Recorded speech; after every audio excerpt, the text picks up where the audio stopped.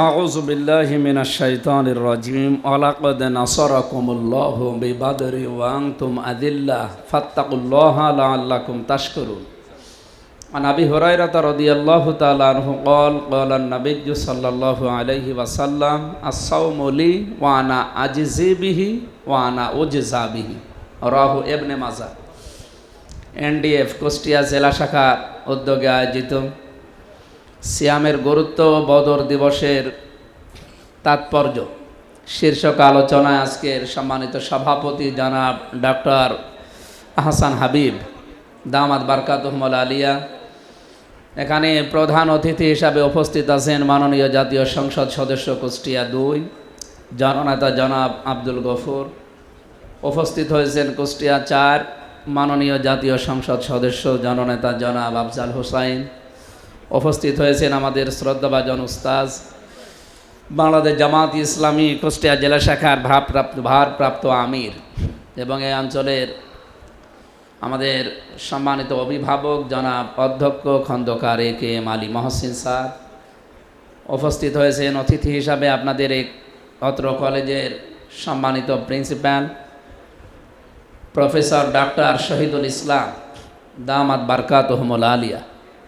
মঞ্চে উপবিষ্ট আছেন বাংলাদেশ জামাত ইসলামী কুষ্টিয়া জেলা শাখার শ্রদ্ধাভাজন সেক্রেটারি অধ্যাপক সোজাউদ্দিন জোয়াদ্দার, অন্যান্য অতিথিবৃন্দ, সামনে বসা প্রায় সব আমার বয়সে জ্ঞানে সব দিক থেকে বড় আমার প্রাণ প্রিয় ভাইরা, সম্মানিতা মা এবং বোনেরা, আমরা যে দুইটা বিষয় এখানে লেখা আছে, অনেকগুলো কথা অল্প সময়ের ভেতর হল আমরা অলরেডি শুনেছি। বৈজ্ঞানিক দৃষ্টিকোণ থেকে রমজানের গুরুত্ব, রোজার গুরুত্ব শুনলাম। আমরা ইসলামের দৃষ্টিকোণ থেকে কয়েকটা কথা কোরআন এবং হাদিস অনুযায়ী শুনতে চাচ্ছি। সিয়াম এটা 1 বছর পরে আমাদের কাছে এসেছে, শুধু কিছুদিন না খেয়ে থাকলাম চলে গেল বিষয়টা এই জন্যে না। সিয়াম আমাদেরকে আত্মসংযমী করার জন্যে, ধৈর্যশীল হওয়ার জন্যে, তাকওয়াবান করার জন্য এসেছি। আমরা কি ওই বিষয়গুলো এখনও অর্জন করতে পেরেছি? তাকওয়ার যে সমস্ত মিনিং, অর্থ, ব্যাখ্যা, বিশ্লেষণ, গত বছর এই জায়গায় আমি তাকওয়ার 4টা ব্যাখ্যা দিয়েছিলাম। আমার মনে হয় এখন প্রশ্ন করলে অনেকেই হয়তো আর বলতে পারবে না, অনেকেই তারা এখানে আছে। তাকওয়ার যে 4টা ব্যাখ্যা দিয়েছিলাম তার 1 নম্বরে আল খাউফু মিনাল জালিল, 2 নম্বরে বলেছিলাম আল আমালু বিত তানজিল, 3 নম্বরে বলেছিলাম আল কিনাআতু বিল কলিল, 4 নম্বরে আল ইস্তিউদালু বির রাহি লিল ইয়াউমির রাহি। এই 4টা বিষয়ের আলোচনা গত বছরে আমি 10 মিনিট মতো করেছিলাম। এই 4টা বিষয় কারো ভেতরে না থাকলে, শুধু আমার মতো জোব্বা গায়ে দিলে, বড় দাড়ি থাকলে তার ভেতরে তাকওয়া তৈরি হয় না। আমরা যেহেতু একবার করেছি ওটা রিপিট করতে চাই না। এবার আমরা নির্ধারিত একটা আয়াত পড়েছি এবং আপনারা যে সাবজেক্ট দিয়েছেন এর উপরে আল্লাহ রাব্বুল আলামিন সিয়ামের যে সমস্ত গুরুত্ব কোরআনে দিয়েছেন, কোনো ইবাদতের এত বেশি গুরুত্ব আমি কোরআন পড়াটা পড়ে পাইনি। আপনি নামাজ পড়লে তাকওয়াবান হয়ে যাবেন, কোরআনে কোথাও নেই। আপনি হজ করলে তাকওয়াবান হয়ে যাবেন, এ কথা কোরআনে নেই। আপনি যাকাত দিলে মুত্তাকি হয়ে যাবেন, কোরআনে আমরা পাইনি। কিন্তু রোজা রাখলে মানুষ মুত্তাকি হবে, এ কথা আল্লাহ নিজে জানিয়েছেন, লাআল্লাকুম তাত্তাকুন। এজন্য অনেক গুরুত্ব আছে। নবীজি বলেন, কেউ যদি রোজা রাখে রোজার মতো, আস-সাওমু লি ওয়া আনা আজজি বিহি ওয়া আনা উজজা বিহি। এটা যদিও হাদিস, কিন্তু এটা হাদিসে কুদসি, আল্লাহর কথা রসুলের মাধ্যমে আমরা পেয়েছি। বিশ্বনবী জানিয়েছেন যে আল্লাহ আমাকে এ কথা বলতে বললেন, কেউ যদি রোজা রাখে এই রোজার পুরস্কার আমি আল্লাহ নিজের হাতে দেব, অথবা আমি নিজেই এর পুরস্কার হয়ে যাব। সুবহানাল্লাহি ওয়া বিহামদি। আপনি কি টের পেয়েছেন কত বড় কথা এটা? আজকে এখানে যদি এই 5000 মানুষ কাজ করে এই হাসপাতালে, আমাদের অধ্যক্ষ যিনি আছেন শহীদুল ইসলাম, উনি যদি বলেন আজকে আমি নিজে এই 1 মাস পরে যে বেতন আছে আমি নিজের হাতে দেব, আমার মনে হয় কর্মচারী যারা আছে তারা এই যে ম্যানেজারের হাত দিয়ে বা ক্যাশিয়ারের হাত দিয়ে এতদিন যে টাকা দিতাম, বেতন দিতাম, তার চাইতে ডক্টর শহীদুল ইসলামের নাম শুনলে বেশি খুশি হবে। কারণ উনি যেহেতু এখানে দায়িত্বে আছেন মালিক হিসাবে, একবার সর্বোচ্চ জায়গায়, তাহলে এই জায়গা থেকে যদি শুধুমাত্র যারা কাজ করে খায় শ্রমিকরা কর্মচারীরা যদি আনন্দ পায় যে আমাদের প্রধান আজকে হাতে করে দেবে, ওনার তাও তো সীমাবদ্ধতা আছে। আমাদের মালিক যিনি মহান রব্বুল ইজ্জাত ওয়াল জালাল, ওনার কোনো সীমাবদ্ধতা নেই। উনি যখন বলছেন যে আমি রোজার পুরস্কার হাতে করে দেব, ওটা কত বেশি হবে এটা আমাদের ছোট মাথায় ধরবে না। 2 নম্বরের পুরস্কার আমি ওয়ানা উজিজা বিহি, আমি নিজেই পুরস্কার হয়ে যাব। কিয়ামতের দিন রোজাদারের জন্য আল্লাহ আলাদা একটা ঘর বা একটা দরজা বানিয়ে রেখেছেন, তার নামই হচ্ছে রোজাদারের দরজা, রায়আন বলা হয়। অন্য কেউ ঢুকতে পারবে না। পৃথিবীতে 850 কোটি মানুষ এখন, প্রায় ধর্মেই আমি কম বেশি যতটুকু ঘোরাফেরা করেছি বিভিন্ন দেশে, যতটুকু পড়াশোনা করেছি, প্রায় ধর্মেই রোজা আছে, কিন্তু তারা আলাদা নামে ডাকে। হিন্দুরা উপোস বলে, খ্রিস্টানরা একটা নামে ডাকে, বৌদ্ধরা একটা নামে ডাকে, আমরা মুসলমানেরা এটাকে রোজা বলি, সিয়াম বলি। তা আমার প্রশ্ন হচ্ছে, ওই সমস্ত মানুষও না খেয়ে থাকে, কিন্তু তাদের পুরস্কার কিয়ামতের দিন ওইটা তারা পাবে না। কিন্তু আমরা যারা মুসলিম, এই 175 কোটি মুসলিম, আমরা যদি সত্যি রোজাকে রোজার মতো মানে নিয়ে যেতে পারি, আল্লাহ যেহেতু জানিয়েছেন যে আমি নিজেই পুরস্কার হয়ে যাব, সুতরাং আমাদের উচিত দুনিয়ার এই জীবনে যেই কয়দিন হায়াতে রোজা পাই, আমার এখন 34 বছর, আমি যদি 12 বছর থেকে রোজা রাখা আরম্ভ করি, তাহলে এই যে কয় বছর রোজা পেয়েছি, প্রত্যেকটা রমজান আমাকে উপরে তুলে দেওয়ার কথা ছিল। আপনি ডক্টর শহীদুল ইসলামের কাছে আসেন, ডক্টর আনোয়ারুল ইসলামের কাছে আসেন, ওনারা যদি শিশু বিশেষজ্ঞ কোনো ডাক্তার থাকে নিয়ে যাবেন, আগে বাচ্চাকে নিয়ে মাপ দেয়, দাড়ি পাল্লায় তুলে মাপ দেয়, মাপ দিয়ে দেখে যে কয় কেজি।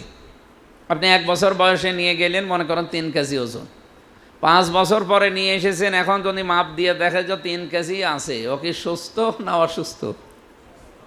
তা আমি সেই 12 বছর থেকে রোজা আরম্ভ করেছি, 34 বছরে আমার ইমান আমল, আমার মানে আখলাক, আমার চরিত্র যা ছিল, এই 16, 17, 18 বছর রোজা রেখে আমার তাই আছে। তাই আমি কি আসলে ইমানের দিক থেকে বা আমলের দিক থেকে সুস্থ না অসুস্থ কারো কাছে জিজ্ঞাসা করা লাগবে? আমি নিজেই যথেষ্ট। এই জন্য সিয়ামের গুরুত্ব অনেক আছে। নবীজির যে হাদিস আছে, হাজার হাজার হাদিস আছে সিয়ামের পক্ষে। আমার ওই সিয়াম অধ্যায়গুলো একটু নাড়াচাড়া করবেন, আপনারা জানতে পারবেন। 2 নম্বরে আপনারা লিখেছেন বদর দিবসের তাৎপর্য। বদর দিবস কি? এটা ইসলামের ইতিহাসে একটা অন্যতম দিন। হক এবং বাতিলকে পার্থক্য করার জন্য এই রমজানে, 17 যে রমজান পেয়েছি, এই দিনে নবীজি ফরজ রোজাটা বাদ দিয়েছিলেন নিজে, সাহাবা একরামকে বলেছিলেন রোজা ভেঙে ফেলো, দরকার হয় পরে রোজা করব। কারণ এখন যেটা দরকার এইটা রোজা রাখা অবস্থায় সম্ভব না, সেটা যুদ্ধ ছিল। তা আমরাও এখন যা সামনে যে জীবন চলছে, আমাদের অন্যায়ের বিরুদ্ধে কিন্তু অলরেডি যুদ্ধ চলছে এবং সামনেও চলবে। আল্লাহ রাব্বুল আলামিন কোরআনে কারিমে আমাদেরকে একটা সুসংবাদ দিয়েছেন, ওয়ালাকাদ নাসারাকুমুল্লাহু বিবাদরি ওয়া আনতুম আদিল্লাহ। অবশ্যই আমি আল্লাহ তোমাদেরকে সাহায্য করেছিলাম। আল্লাহ যদি শুধু বলতেন যে আমি নবীকে করেছিলাম, তাহলে কম দিতেন না। ওয়ালাকাদ নাসারাকুমুল্লাহু, ওয়া একটা, লাম একটা, কদ একটা, এগুলো সব সুপারলেটিভ ডিগ্রি বলা হয় ইংরেজিতে। না, আরবিতে এর চাইতে আর শক্ত শব্দ নেই কসম দেওয়ার জন্য। আল্লাহ রাব্বুল আলামিন বলেন অবশ্যই অবশ্যই অবশ্যই তোমাদেরকে আমি আল্লাহ সাহায্য করেছিলাম। তার মানে যদি শুধু নবীকে আর সাহাবা একরামকে করতেন, তাহলে মনে হয় এই কম শব্দটা দেওয়া লাগতো না, আমরা কম না দিলেও অর্থ করতে পারতাম। সূরা আলে ইমরানের 123 নম্বর আয়াত, এটা আপনারা আরও, যেহেতু সবাই শিক্ষিত মানুষ, জ্ঞান বাড়ানোর জন্যে বিস্তারিত ব্যাখ্যা আরও পড়বেন। বদরের কথা সরাসরি এখানে আছে। 2 নম্বরে ওয়াংতুম আজিল্লাহ, আল্লাহ বলেন তোমরা দুর্বল ছিলে, হীন বল ছিলে। আমাদের মনে হয় আজটা পর্যবেক্ষণ করলে বাংলাদেশ সহ বিশ্বের মুসলমানদের সাথে এখন 100 ভাগ মিলে যায়। আমি সময় যদি আরও বেশি পেতাম ব্যাখ্যা আরও দিতে পারতাম। ফাত্তাকুল্লাহ, আমি আবার বলছি, আমাকে ভয় করার নীতি অবলম্বন করো। লাআল্লাকুম তাশকুরুন, আশা করা যায় তোমরা শুকর গুজারি করতে পারবে। ব্যাখ্যা না দেওয়ার কারণে, ব্যাখ্যা না দিতে পারার কারণে আমি দুঃখ প্রকাশ করে শেষ করছি। আমিন। আরও আগের থেকে দিলে ভালো হতো। ঠিক আছে, সময় যেহেতু নেই, আমরা আরও পরবর্তীতে আলোচনা করবো ইনশাল্লাহ। আসসালামু আলাইকুম। সম্ভব হয়েছিল ইমানের দৃঢ়তা এবং আল্লাহর প্রতি অগাধ বিশ্বাসের কারণে। প্রিয় উপস্থিতি, এই রমজান সেই ইমানের দৃঢ় তাকওয়াবান একদল মানুষ তৈরি করতে চাই।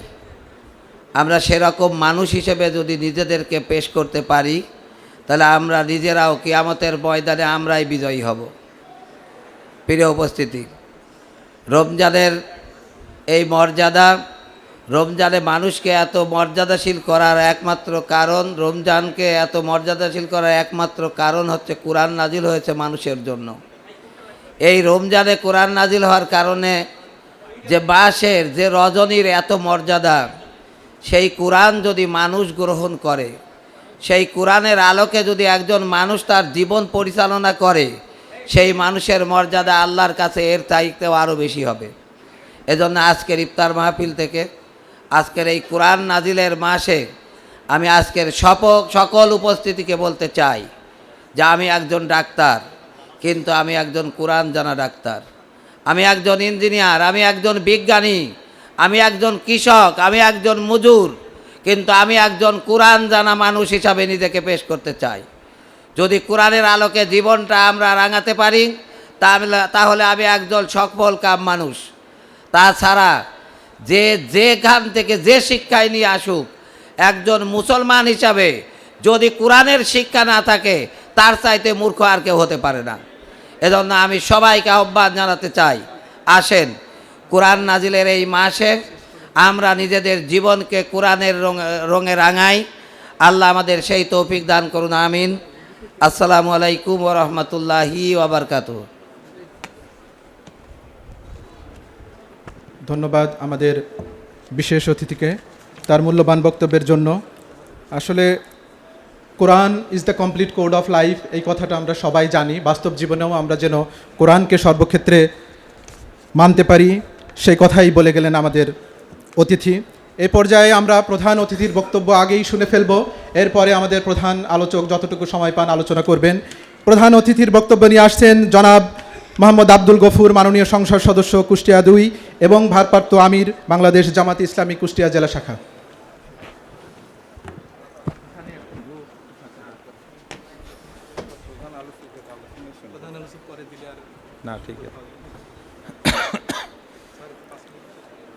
আলহামদুলিল্লাহি রাব্বিল আলামিন ওয়াসসালাতু ওয়াসসালামু আলা সাইয়্যিদিল মুরসালিন ওয়া আলা আলিহি ওয়া সাহবিহি আজমাইন।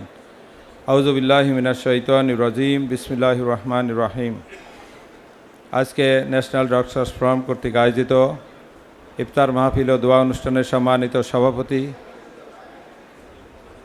ডক্টরস ফোরামের কুষ্টিয়া অঞ্চলের সভাপতি জনাব ডক্টর আহসান হাবিব, উপস্থিত আছেন প্রধান আলোচক হিসাবে বাংলাদেশের তাফসির জগতের অন্যতম তাফসির কারক, আমাদের প্রিয় নেতা, জাতীয় সংসদের সংসদ সদস্য, কুষ্টিয়া সদর আসনের জনাব মুফতি আমির হামজা সহ আমাদের মাঝে উপস্থিত আছেন আমাদের শ্রদ্ধাভাজন স্যার, অধ্যক্ষ Khandakar A K M Ali Mohsin sir সহ মঞ্চে উপবিষ্ট অন্যান্য নেতৃবৃন্দ এবং আজকের এই আয়োজনে উপস্থিত বিভিন্ন শ্রেণী পেশার রোজাদার ভাইগণ বোনেরা, আসসালামু আলাইকুম ওয়া রাহমাতুল্লাহ। সম্মানিত উপস্থিতি, আমরা প্রধান আলোচকের আলোচনায় শুনব, রমজান শীর্ষক আলোচনা আমরা শুনব। আমি শুধু এতটুকু বলতে চাই, আমরা বাংলাদেশ পৃথিবীর মানচিত্রে দ্বিতীয় বৃহত্তম মুসলিম দেশ। এই দেশে শতকরা 90 থেকে 92% মানুষ আমরা মুসলমান, কিন্তু সেই দেশে কোরআন চলে না, কোরআনের আইন চলে না, আমাদের মনে ব্যথাও লাগে না। আমরা প্রতি বছরে রোজা আসে, সাহারি করি, ইফতার করি, আনন্দ ফুর্তিও করি, ইবাদত বন্দিও করি, কিন্তু কোরআনের আলোকে সমাজ গড়ার জন্য যে প্রত্যয় আমাদের হওয়ার দরকার ছিল কোরআন নাজিলের মাসে, এই মাস শুধু কোরআন নাজিল নয়, কোরআনের বিজয়ের মাসও এটাই। আপনারা জানেন আজকের এই দিনেই 17 রমজান দ্বিতীয় হিজরিতে বদর প্রান্তরে ইসলামের বিজয় সূচিত হয়েছিল। চূড়ান্ত বিজয় ঠিক 8ম হিজরিতে মক্কা বিজয়ের মাধ্যমে হয়েছিল। সেই মাসে আমরা সাহারি করছি, ইফতার করছি, কিন্তু আমাদের এই ধারণাটা জন্মে না যে আমরা আল্লাহ তাআলার প্রেরিত বান্দা, এই কোরআনকে বিজয় করার জন্যই আমাদের আগমন, কোরআনের শাসন কায়েম করার জন্যই আমাদের আগমন। সেই কোরআনের শাসন না থাকলে আল্লাহ রব্বুল আলমিন অন্যত্র বলেছেন, যারা কোরআনের আইন দ্বারা বিচার ফাইসলা করে না ওরা কাফের, ওরা জালেম, ওরা ফাসেক। সম্মানিত উপস্থিতি, এজন্য আসুন আমরা সবাই কোরআন জানবো, কোরআন পড়বো, কোরআনের আলোকে আমাদের নিজেদের জীবন গড়ব এবং আমাদের সমাজটাকে গড়ার জন্য আমরা চেষ্টা করবো ইনশাআল্লাহ। আল্লাহ তাআলা আমাদের সবাইকে সেই তৌফিক দান করুন, আমিন। আমা তৌফিক ইল্লা বিল্লাহ। আসসালামু আলাইকুম ওয়া রাহমাতুল্লাহ। অনেক অনেক ধন্যবাদ আমাদের মাননীয় প্রধান অতিথিকে। খুব সংক্ষেপে উনি তার বক্তব্য পেশ করেছেন। এ পর্যায়ে আমরা মূল আলোচনা শুনব। সময় সংক্ষিপ্ত, কিন্তু আজকের যে সিয়ামের গুরুত্ব এবং বদর দিবসের তাৎপর্য সম্পর্কে প্রধান আলোচনা করবেন আন্তর্জাতিক খ্যাতিসম্পন্ন মুফাসসিরে কোরআন মুফতি আমির হামজা, মাননীয় সংসদ সদস্য, কুষ্টিয়া ৩।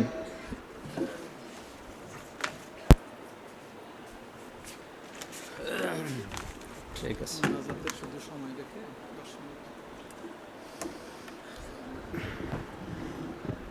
আসসালামু আলাইকুম।